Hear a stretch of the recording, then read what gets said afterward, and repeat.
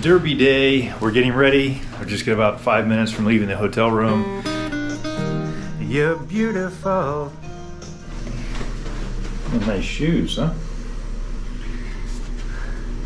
Interesting hat. Am I a pirate?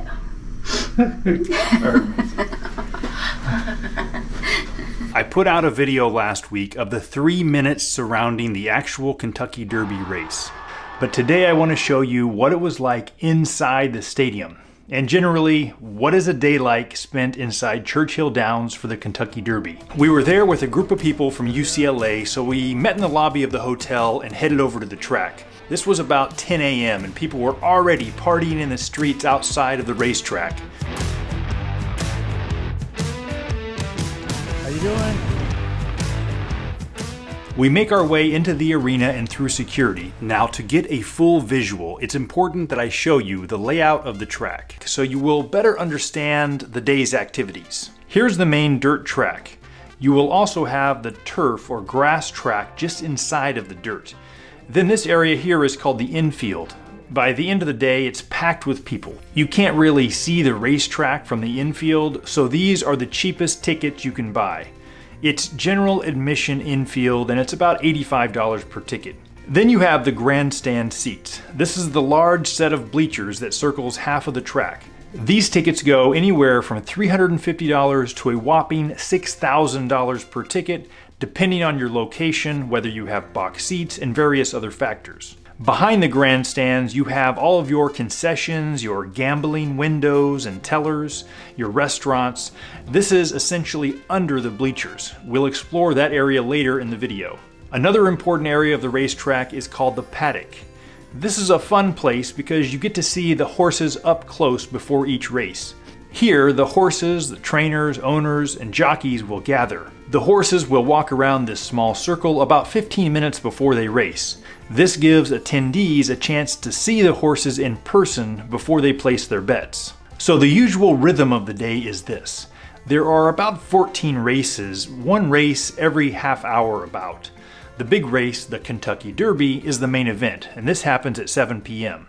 Alright, now let's get back to our day at the track. Now it's important that I mention that each ticket, the price, is all inclusive. It includes all you can eat and drink. So as soon as you walk into the stadium, vendors are trying to give you food and drink. There we go. Thank you. Thank you. You literally can grab any food and drink you want throughout the day at no extra cost. Oh, yeah! Hot beer so cold it'll make you wiggle. Come on, big guy. First one on me right here. Cold beer. I actually didn't know it was all inclusive, so it was a bit of a surprise. Imagine going to a sports game or an amusement park and all the concessions are free. You just grab whatever you want. Now here we go, we enter the park and it's a carnival type atmosphere. People are heading into the grandstands. There are merchandise stores.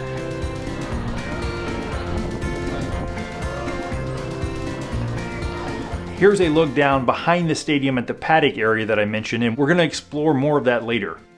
We walk into the stadium. Not many people here yet, still 10 a.m. I was taking it all in and trying to capture some of the wild and crazy outfits. The dress code is essentially anything goes, but the idea is to dress up with over-the-top attire. For guys, it's usually bright and loud sports coats.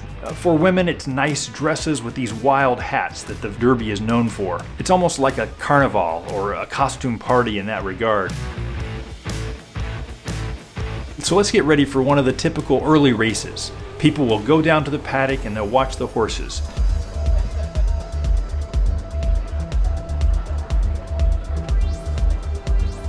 Then back to the grandstands to watch the race.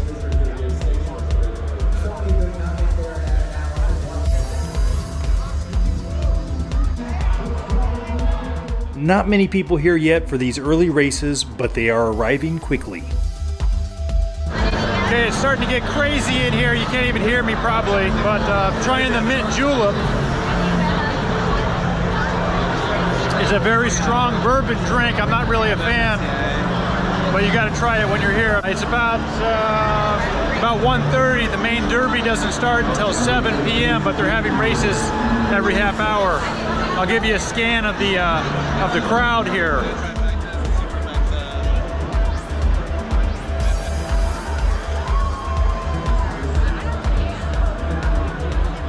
Let's take a look at the concessions below the grandstand.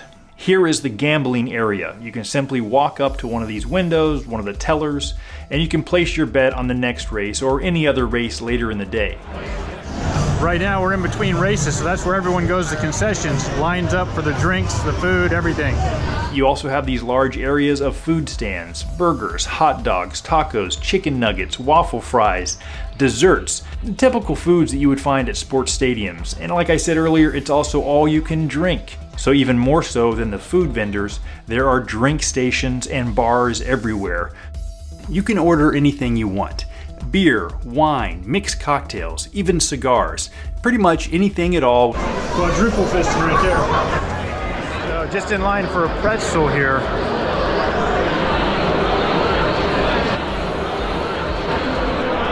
And you can see the bar. One of hundreds of bars.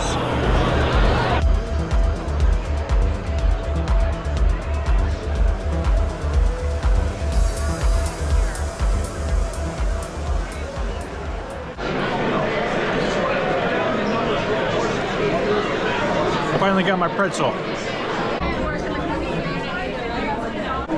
All right, I'm trying to find a quiet place to talk to you guys. I'm here at kind of the concessions, but everybody has gone into the stands because whenever a race starts every half hour, everybody goes into the stands for the race. So it's the best time to actually come down to the concessions and stuff. So I want to kind of show you a little bit about everything. I want to show you the stands, the concessions, what it's like to be here. So right now I'm going to show you the stands during a race.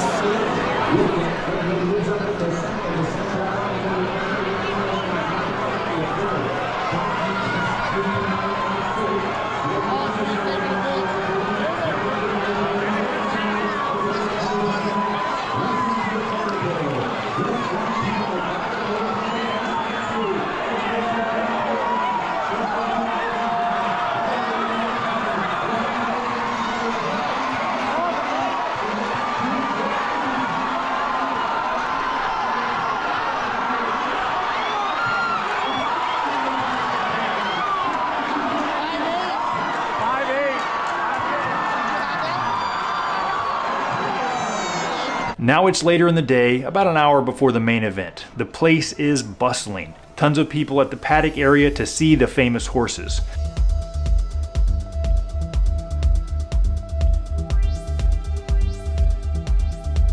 This is actually the winning horse right here, Rich Strike, about 30 minutes before the race. He doesn't even have his saddle on yet. And here's the number 10 horse, Zandon, one of the favorites and the third place finisher. I'll play the footage so you can experience what it was like standing there.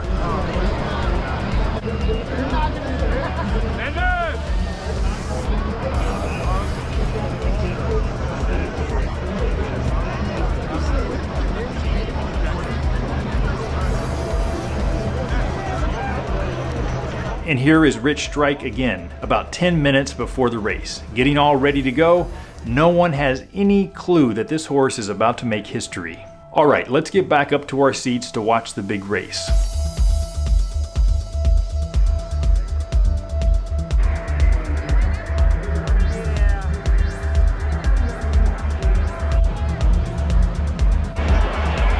There are several pre-race traditions, like the singing of the national anthem, then the singing of the song My Old Kentucky Home,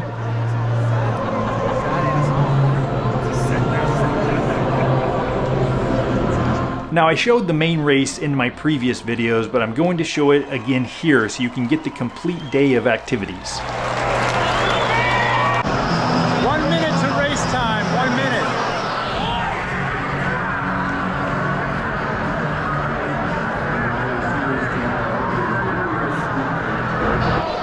Present the event now, the starting gate.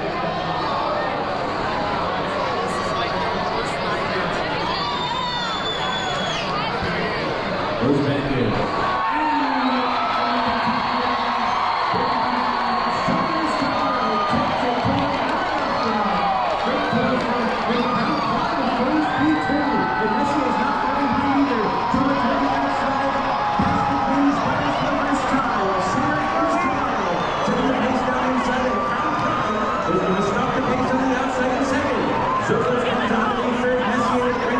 By the way, if you haven't yet, I highly recommend checking out the overhead drone footage of the race from NBC. It's pretty amazing. I'll link NBC's video below.